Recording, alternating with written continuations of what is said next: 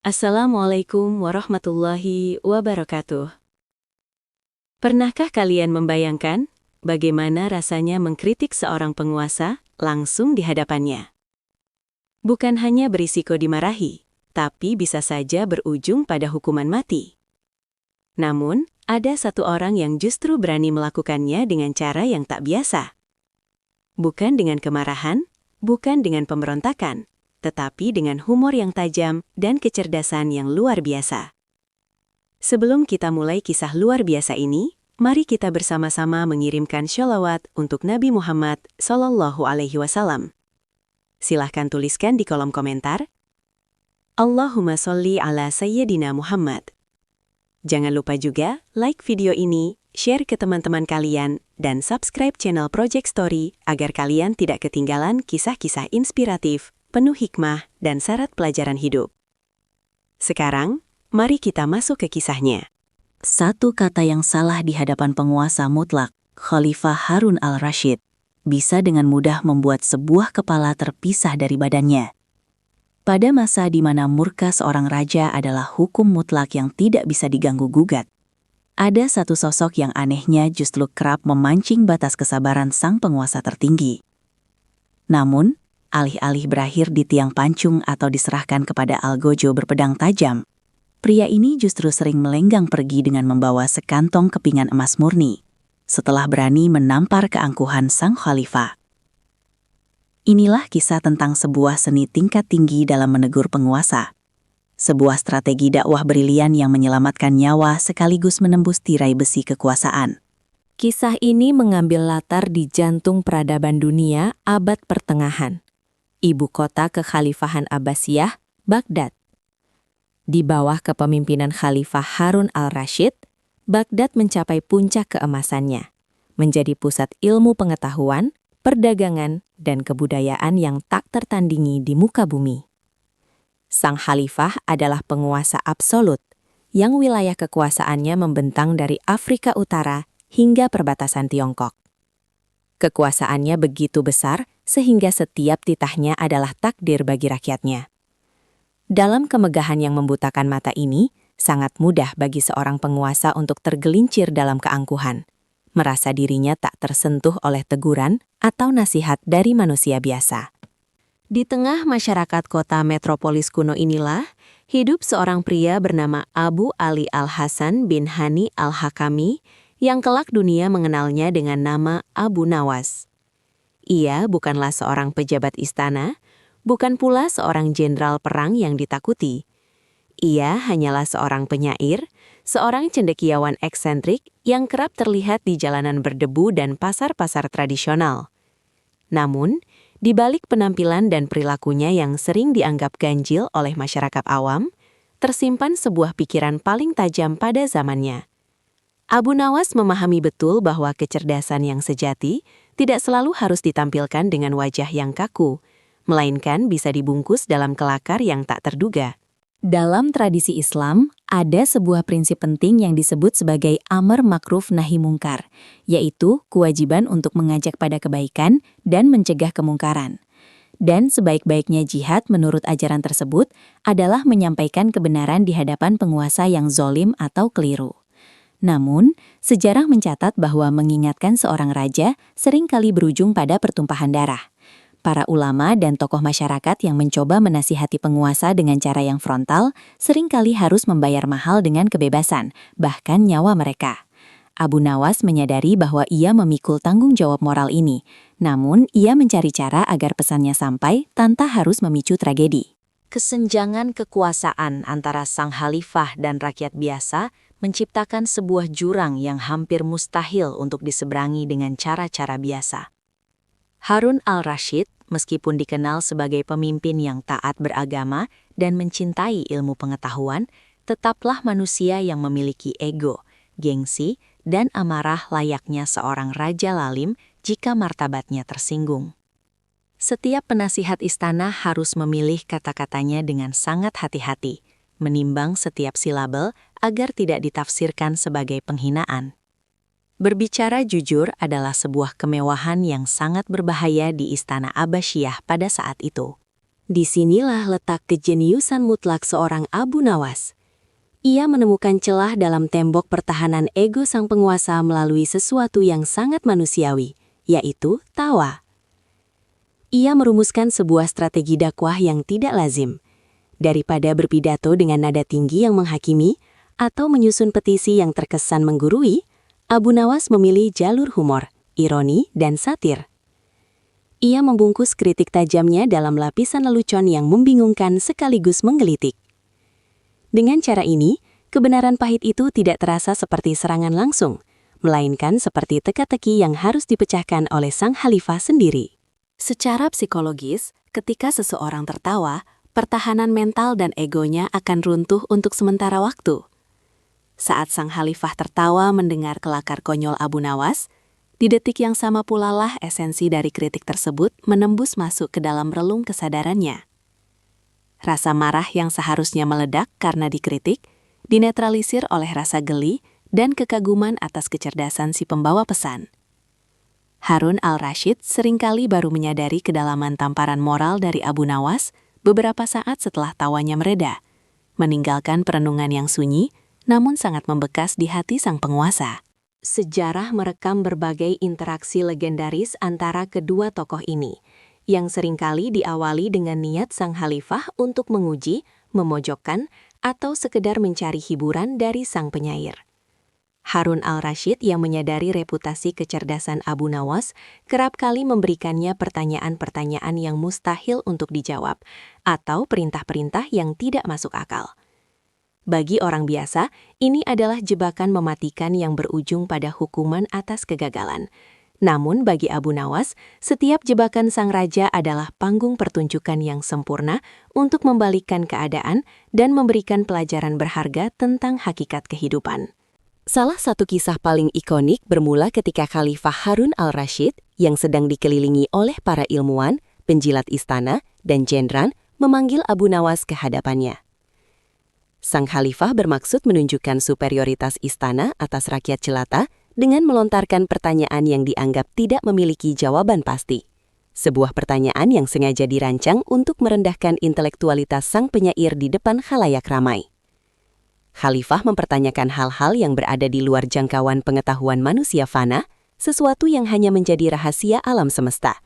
Dengan harapan Abu Nawas akan bertekuk lutut mengakui kebodohannya di bawah bayang-bayang kekuasaan. Tanpa kehilangan ketenangannya sedikit pun, Abu Nawas tidak merespons dengan kepanikan atau pembelaan diri yang menyedihkan. Sebaliknya, ia menyusun sebuah analogi silogisme yang begitu cemerlang sehingga memutarbalikkan logika pertanyaan tersebut kembali kepada sang pembuatnya. Lewat narasi tidak langsung yang penuh dengan metafora alam dan hukum sebab akibat, sang penyair mengisyaratkan bahwa jika seorang pemimpin yang mengklaim diri sebagai bayangan Tuhan di bumi tidak mampu menjawab pertanyaannya sendiri, lalu pantaskah ia menuntut jawaban dari rakyat biasa? Ini adalah sebuah kritik tajam atas kesombongan intelektual yang sering menjangkiti mereka yang duduk di kursi kekuasaan. Seketika itu juga keheningan yang mencekam menyelimuti seluruh balai irung istana. Para menteri menahan napas, jenderal-jenderal menggenggam gagang pedang mereka dengan gugup. Mereka semua tahu bahwa sang khalifah baru saja disudutkan secara telak di rumahnya sendiri.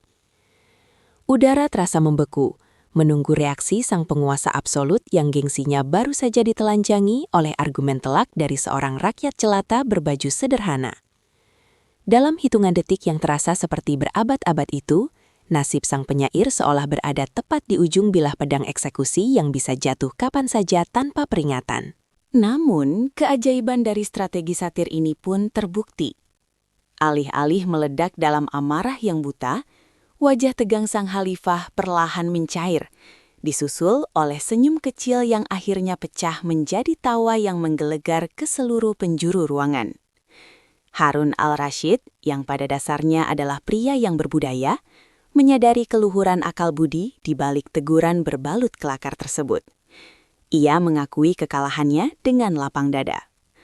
Bukannya memanggil Algojo untuk memenggal kepala sang penyair, Khalifah justru memerintahkan bendahara istana untuk memberikan sekantong emas sebagai bentuk penghargaan atas pelajaran kerendahan hati yang baru saja diterimanya. Interaksi dinamis antara kedua tokoh besar ini tidak berhenti sampai di situ. Pada kesempatan lain, dalam upayanya untuk mencari batas kecerdasan sang penyair, Khalifah memberikan tugas yang secara harfiah tidak mungkin dilakukan oleh manusia manapun, menghitung jumlah bintang di langit dan pasir di gurun. Titah ini merepresentasikan ilusi kendali yang sering dimiliki oleh para penguasa, menganggap bahwa dunia dan seisinya dapat diukur, dikuasai, dan ditundukkan di bawah administrasi kerajaan mereka. Sang khalifah menuntut jawaban eksak, sebuah permainan psikologis yang dirancang agar tak ada seorang pun yang bisa memenangkannya. Kembali, Abu Nawas menggunakan metode dakwahnya yang luar biasa. Ia menanggapi titah tersebut tidak dengan melihat ke atas langit yang tak berujung, melainkan dengan membawa seekor keledai ke hadapan sang khalifah. Dengan nada yang sangat meyakinkan, ia menyatakan bahwa jumlah bintang di langit dan pasir di bumi persis sama dengan jumlah helai bulu di tubuh keledai tersebut. Saat sang raja memprotes dan menanyakan kebenaran klaim konyol itu, Abu Nawas dengan tenang menyilakkan sang penguasa untuk menghitungnya sendiri jika ia ragu. Sebuah jebakan logika yang dibalas dengan jebakan logika yang jauh lebih brilian. Pesan tersirat dari peristiwa ini jauh melampaui sekedar lelucon tentang keledai.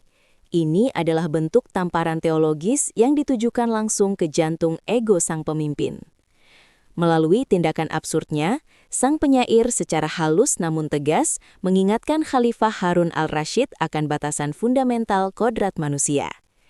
Sebesar apapun kekuasaan seorang raja di dunia fana, seluas apapun imperium yang ditaklukkannya, pengetahuannya hanyalah setetes air di tengah samudra rahasia sang pencipta.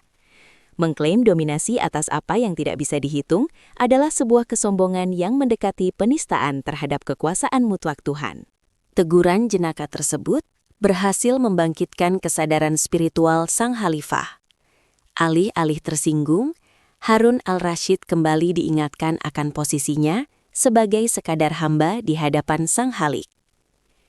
Sang raja yang agung itu menyadari bahwa kekuasaannya hanyalah titipan sementara, bukan atribut absolut yang menempel pada dirinya. Interaksi ini membuktikan bahwa dakwah Abu Nawas telah mencapai tingkat keefektifikan yang luar biasa. Ia berhasil mengembalikan orientasi ilahiyah seorang pemimpin tertinggi kerajaan besar tanpa perlu melontarkan satupun kata caci maki atau menggelar demonstrasi perlawanan yang mengancam stabilitas negara. Namun, ujian terbesar bagi kedekatan unik mereka terjadi di sebuah pemandian umum istana yang eksklusif. Di tempat di mana semua atribut kekuasaan seperti jubah kebesaran, mahkota berlian, dan pedang kekuasaan dilepaskan, sang khalifah berniat memancing keberanian sahabat penyairnya itu lebih jauh lagi. Dalam kondisi nyaris tanpa balutan simbol-simbol keagungan duniawi tersebut, Harun al-Rashid menanyakan sebuah pertanyaan jebakan pamungkas tentang nilai dirinya. Sang khalifah menantang Abu Nawas untuk memberikan taksiran harga jual atas dirinya apabila ia diperdagangkan sebagai seorang budak di pasar manusia. Tanpa ragu sedikit pun, Abu Nawas menyebutkan sebuah nominal yang sangat remeh. Sebuah harga yang jangankan untuk seorang khalifah penakluk dunia, untuk seorang budak biasa pun terasa sangat menghina. Tentu saja hal ini memancing reaksi terkejut sang penguasa. Dengan nada setengah marah namun diliputi rasa penasaran, khalifah memprotes keras bahwa harga handuk sutra yang melilit pinggangnya saat ini saja sudah seharga nominal yang disebutkan itu. Sang raja merasa martabatnya telah direndahkan ke titik nadir oleh jawaban spontan yang dianggapnya tidak dipikirkan matang-matang tersebut. Dengan ketenangan seorang filsuf tingkat tinggi, sang penyair kemudian membalas protes tersebut dengan pernyataan yang mematikan. Ia dengan lembut menjelaskan bahwa nominal remeh yang ia sebutkan itu memanglah harga dari handuk sutra tersebut. Karena jika tanpa handuk itu, diri sang khalifah sama sekali tidak memiliki nilai.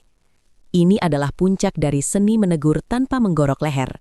Abu Nawas berhasil menelanjangi fakta pahit bahwa nilai seorang pemimpin seringkali hanya diukur dari atribut jabatan dan pakaian yang melekat padanya, bukan dari esensi kemanusiaannya sendiri.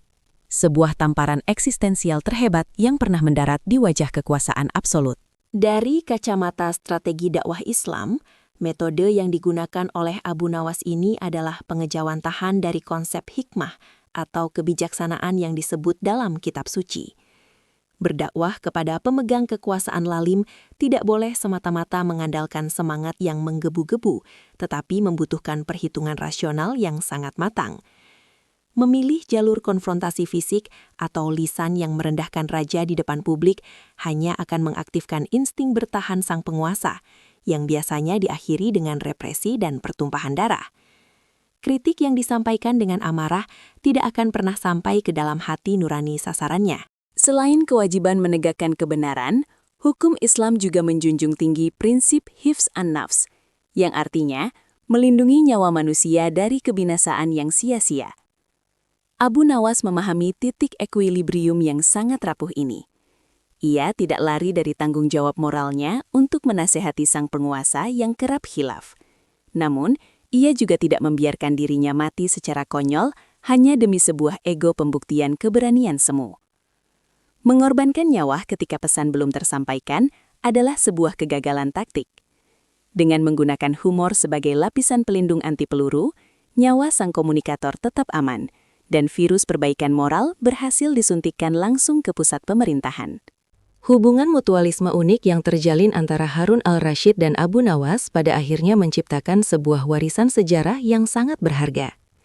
Interaksi mereka mendemonstrasikan bahwa, bahkan di bawah sebuah sistem monarki yang sangat absolut sekalipun, kebebasan berpikir dan kritik sosial masih dapat memiliki tempat untuk tumbuh dan bernapas subur, asalkan disajikan dengan kecerdasan, porsi, dan waktu yang tepat. Sang khalifah patut diapresiasi atas kelapangan dadanya, sementara sang penyair diabadikan namanya karena kecerdikan lidahnya.